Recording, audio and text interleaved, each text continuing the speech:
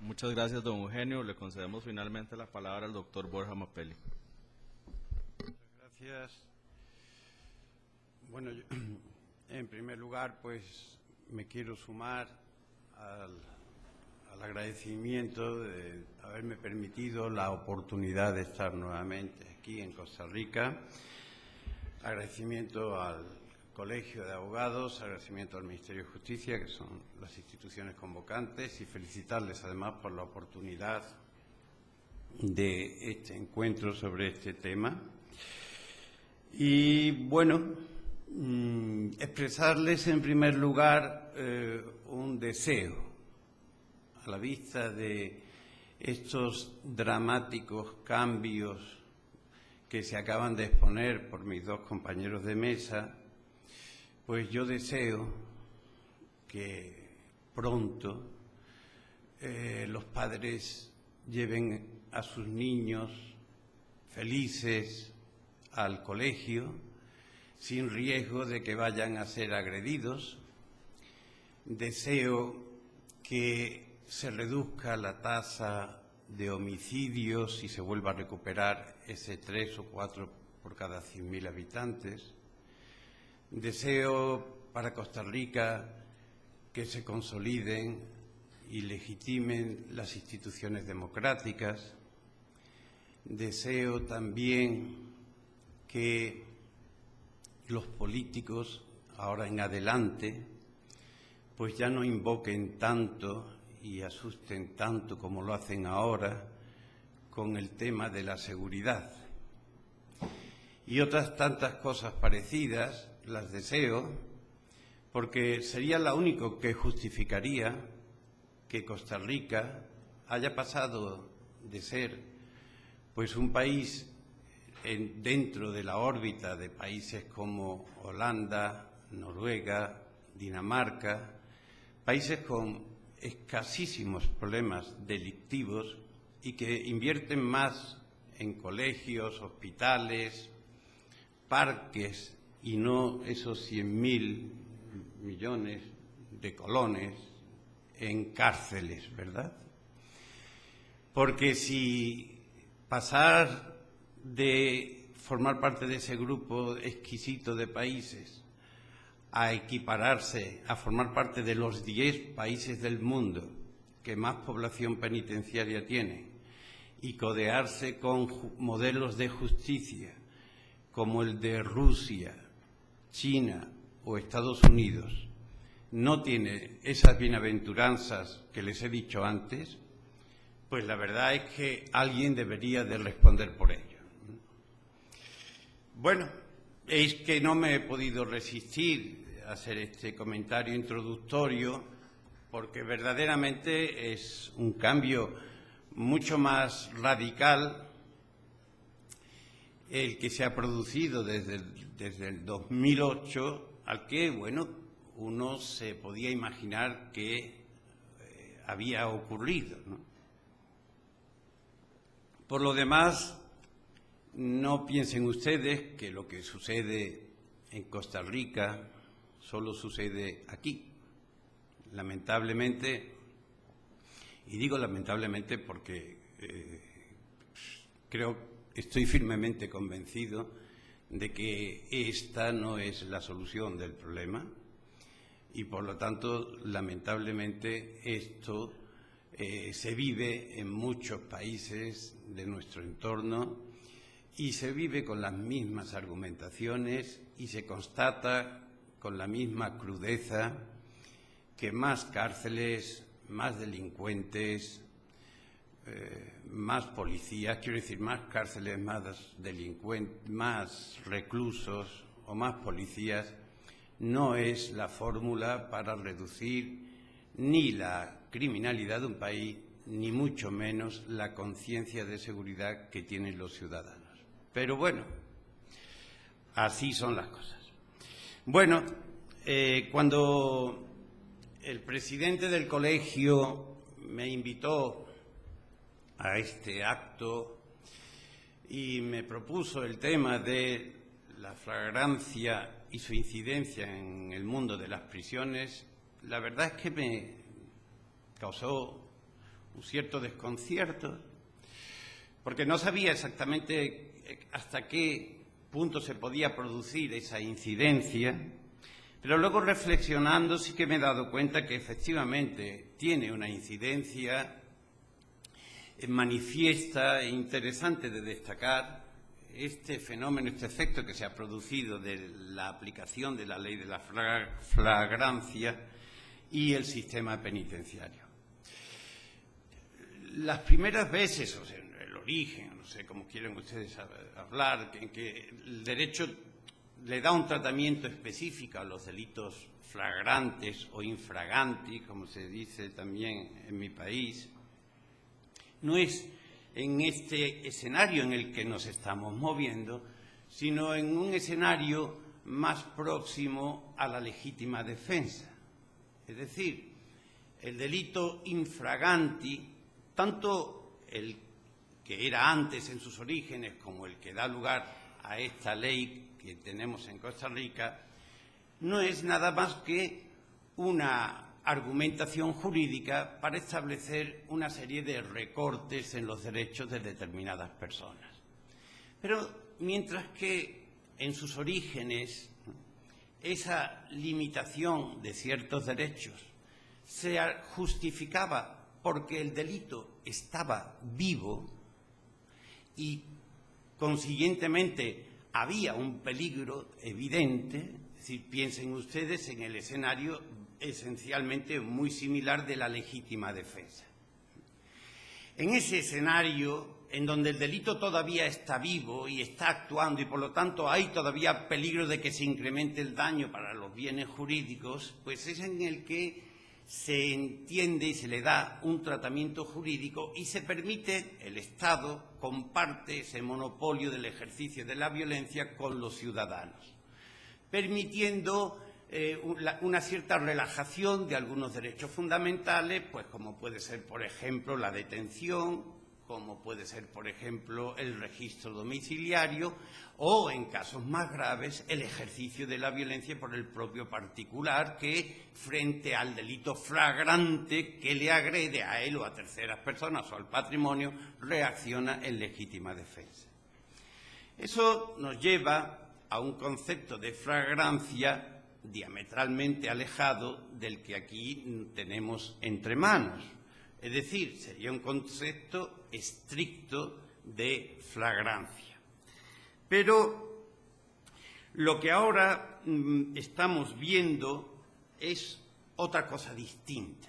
Aquí lo que se está ahora planteando ya no es esa posibilidad de limitar los derechos de aquellas personas que están actuando en ese momento contra un bien jurídico, sino que lo que estamos ahora haciendo es economizar actos procesales, reducir garantías procesales, relajar la disciplina procesal con el objetivo de optimizar los recursos de la Administración de Justicia, para lo cual se dice: en aquellos casos en los que hay una evidente contradicción entre lo sucedido y el principio de presunción de inocencia, no tiene sentido que se desarrolle una fase de instrucción en donde se elaboren, busquen, etcétera, etcétera, pruebas, porque están ahí, tan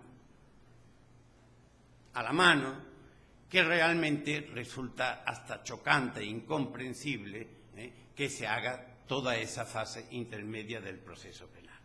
O sea, que ahora más que flagrancia buscamos evidencia. Más que bienes jurídicos nos interesan pruebas evidentes. Eso es un concepto ya distinto de la flagrancia. Aquí ya no estamos hablando de flagrancia, sino de cuasi flagrancia o flagrancia impropia, en tanto en cuanto vamos a introducir dentro del concepto de flagrancia casos en los que el delito está absolutamente agotado y ya no cabe más daño que hacer. porque, como digo, el argumento ahora es distinto al que lo fue en el escenario de la legítima defensa.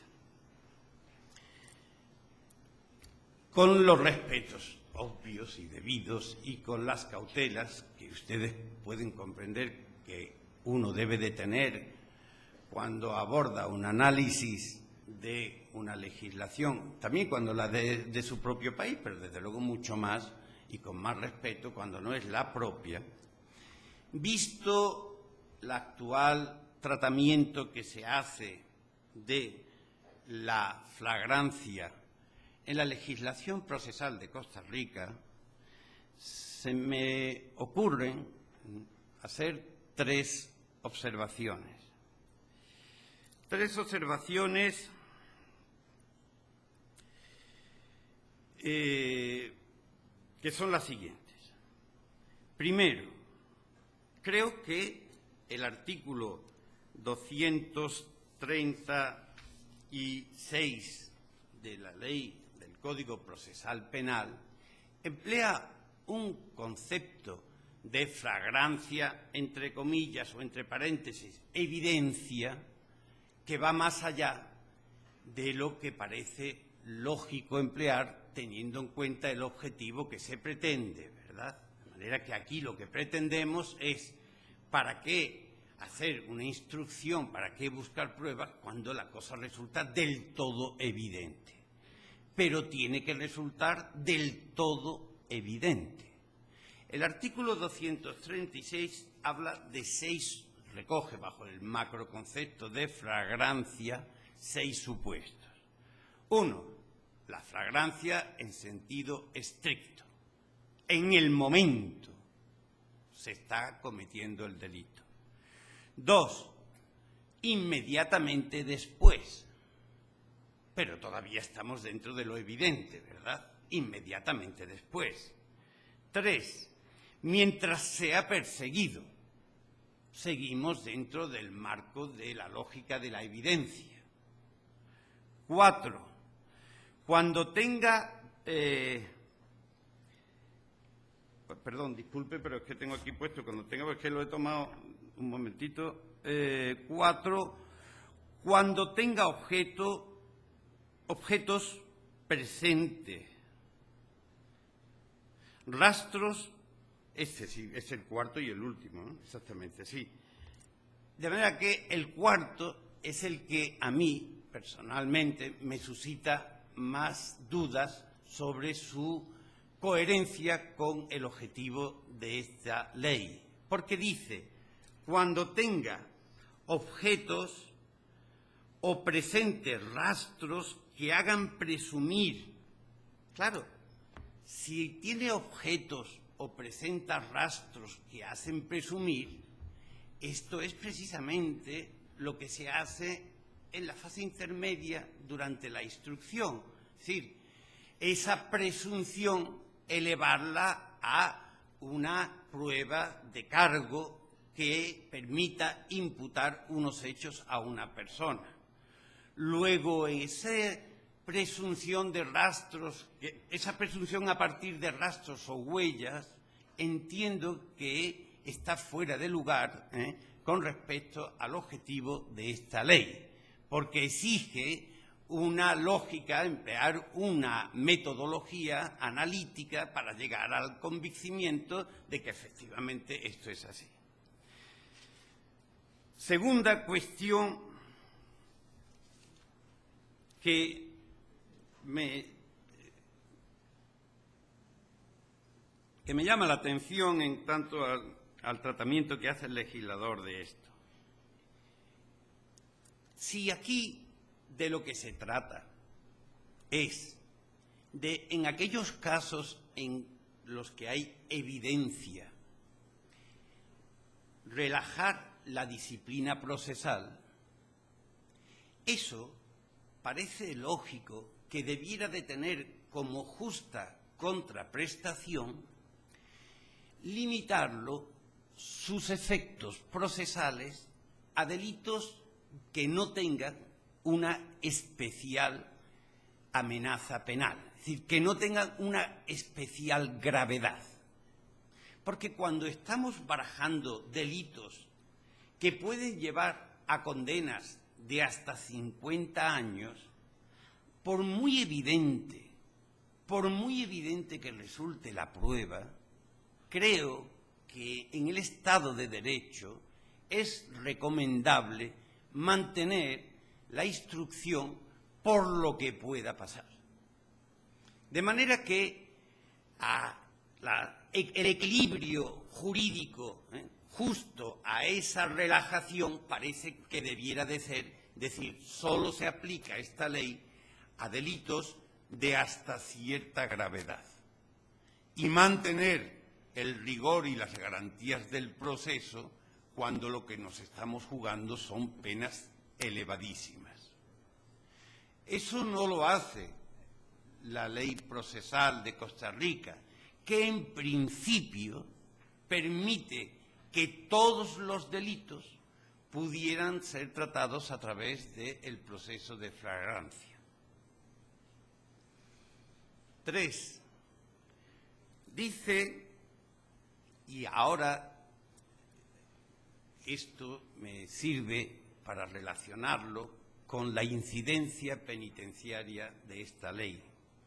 Dice el legislador que cuando se trate de uno de los supuestos de flagrancia, estará permitido emplear la prisión preventiva. Yo no entiendo, porque la flagrancia no añade nada al injusto, ni representa un mayor desvalor de la acción, ni representa un mayor desvalor del resultado. Luego, si no añade nada que haga más grave ese delito, ni las causales de la prisión preventiva, ¿por qué se posibilita a los flagrantes que se le aplique la prisión preventiva, sin considerar las generales de la ley? Dicho de otra manera, todos los delitos son flagrantes en algún momento. No hay ningún delito que no pase por la... Bueno, quizás los de mera actividad, pero todos los delitos, salvo los de mera actividad, son flagrantes. Y los hay graves, menos graves, gravísimos. Sería entonces, por lo tanto, tanto como extender la prisión preventiva de manera generalizada a todos los autores de delitos, puesto que todos los delitos en algún momento han sido flagrantes. Y aquí es donde considero que se encuentra el eslabón de la cadena que permite afirmar que esta ley tiene una incidencia negativa en la evolución de la pena privativa de libertad. Incidencia que también voy a concretar, sintetizar en 3 cuestiones. Primero, la ley incide en la prisión preventiva, es decir, en la medida en que posibilita que todos los autores de delitos infragrantes puedan potencialmente ser ingresados en los centros en calidad de prisión preventiva, se está transmitiendo un mensaje que considero que es el contrario al que debería de transmitirse en la evolución que sufre la prisión preventiva en el Estado de Derecho. ¿Y por qué se critica la prisión preventiva desde la óptica del Estado social y democrático de derecho? Pues para no cansarles a ustedes, solo voy a puntualizar 6 cuestiones. Toda ley que propicie el uso de la prisión preventiva está causando una incidencia negativa en el sistema penitenciario. Primero, porque está fomentando las privaciones de libertad de corta duración. las cuales desde todas las ópticas no son recomendables. Son caras, son peligrosas porque es donde la gente se suele ser más indisciplinada y se suele suicidar, los reclusos exigen más atenciones y no sirven para nada. Así que en el mundo civilizado, en nuestra cultura jurídico-penal, nos hemos puesto de acuerdo en recortar, impedir que las personas entren a prisión por cortos periodos de tiempo. Pues justo eso es lo que provoca la prisión preventiva, el ingreso en prisión por cortos periodos de tiempo. Segundo, son presos sin condena, lo cual es una excepción en un Estado de Derecho. La pena, el estatus más grave que cabe para una persona, se le aplica a una persona sin que haya mediado condena firme.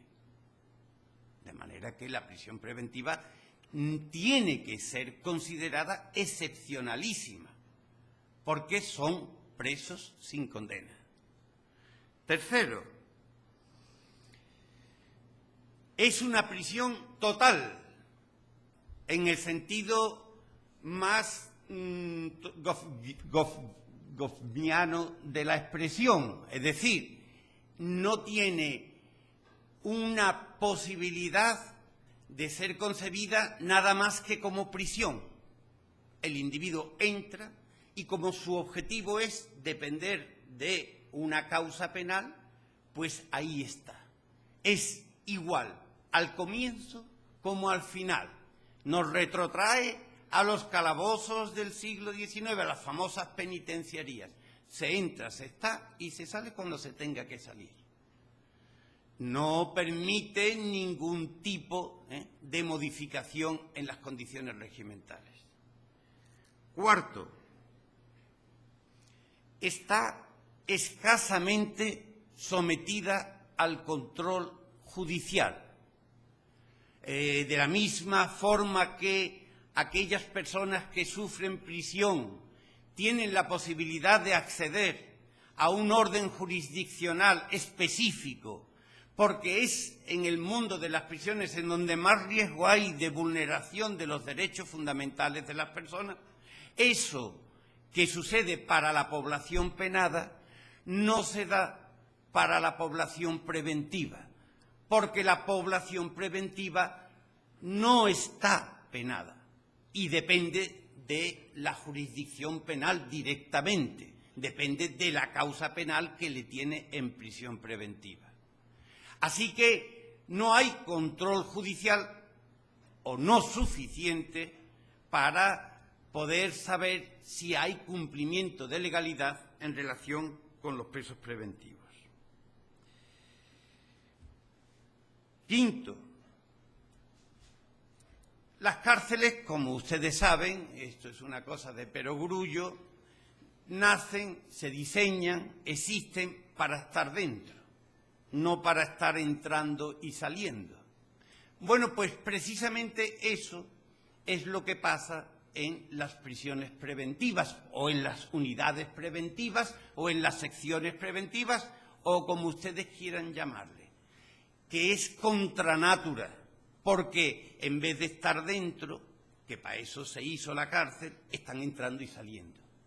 Eso genera una inestabilidad emocional a los que están allí dentro que tiene unas consecuencias que se manifiestan en el régimen disciplinario. Pero no solo eso, sino que además, como no son penados, pues las secciones, unidades o como se llame, de preventivos son las peores dotadas de todo. ¿Para qué le vamos a poner un médico si va a salir pronto? ¿Para qué le vamos a poner una biblioteca? Si hay un libro, y en el mundo de las prisiones todo falta, si hay un libro es lógico ponerlo a disposición de quien tiene por delante una condena estable. Así que las prisiones preventivas, pues son absolutamente carenciales en un mundo absolutamente carencial. Y por último, con el preso preventivo no se puede llevar a cabo ningún tipo de programa resocializador, ni de reinserción social. Es decir, el tiempo de estancia es una incógnita y sin saber el dato de la duración, cualquier programa de inserción social, de deshabituación de la droga, está llamado al fracaso porque a lo mejor resulta que se pone en marcha hoy, tiene previsto que dure 3 años, pero al año este individuo abandona el centro. Con lo cual que es la prisión preventiva una prisión en su sentido estricto del término. Si la ley propicia el que los flagrantes vayan o puedan ir en prisión preventiva el tiempo que sea, creo que está también consolidando el uso de esta sanción o de esta medida cautelar de carácter personal. Esa es la primera consideración a la que me lleva esta búsqueda de ese eslabón entre flagrancia y sistema penitenciario. La segunda es que si con estos delincuentes se toman medidas tan poco coherentes como la de la prisión preventiva que acabamos de ver y se aplican estos procedimientos exprés de esa manera generalizada que alcanza a un 90% de sentencias condenatorias y que provoca un crecimiento de la población penitenciaria del 300 por 100.000 habitantes, eso lo que está también provocando es un debilitamiento del estatus jurídico de las personas privadas de libertad. Es decir, la masificación, la entrada en la cárcel sin que el individuo se haya sentido debidamente juzgado, el uso de la prisión preventiva y otras circunstancias que pueda tener la aplicación masiva de esta ley, genera una conciencia en estas personas de que no son sujetos del derecho, sino objetos del derecho, de que realmente la justicia no le está tratando como al resto de los ciudadanos en la sociedad, sino que le está generando pues ese estatus jurídico debilitado de personas que por haber cometido un delito pierde gran parte de sus derechos.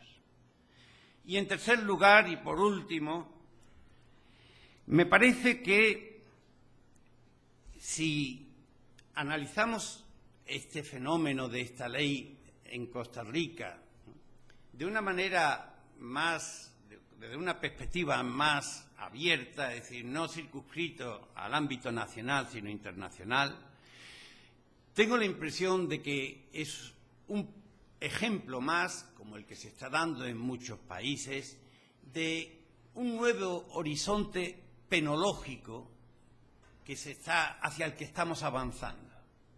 Un nuevo horizonte penológico que yo llamo la penología del control.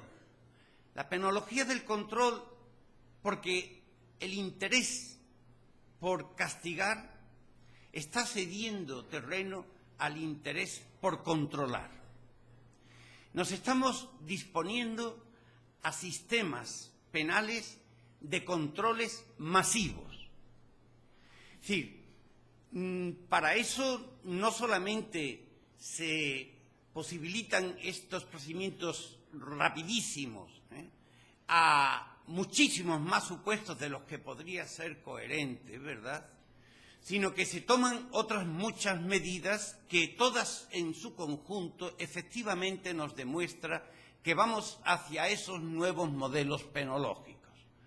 Se está administrativizando el derecho penal, se están incorporando delitos que realmente no tienen la gravedad que parece que debieran de tener desde el punto de vista del carácter de última ratio que tiene el derecho penal.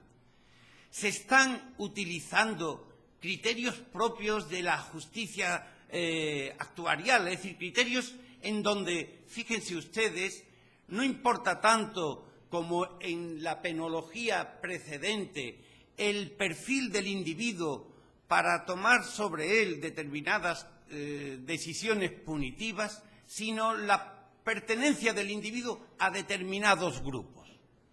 Me da igual, narcotraficantes, terroristas, extranjeros o, como en este caso, autores de delitos flagrantes. Pero todos ellos son tratados como miembros de grupos de riesgo. Y sobre eso se está construyendo una nueva penología en donde probablemente la cárcel dejará de ser el instrumento hegemónico de castigo y cederá el testigo a otros modelos de cárceles que están ahí ya experimentándose, las cárceles del siglo XXI, en donde con mucha menos visualización, con mucho menos costo, el Estado va a poder controlarnos de manera mucho más eficaz, pero no como se acaba de ver a esta población penitenciaria. Esta va a seguir estando en la cárcel. Es a nosotros a quien se dirige la nueva penología. Dentro de unos años, muchos de los que estáis aquí, permítanme que haga un poco de apología, pues probablemente lleven una pulsera de control telemático. Hace unos días, el ministro de Trabajo alemán sugería que estas pulseras de control telemático las deberían de llevar los desempleados de larga duración. Muchas gracias.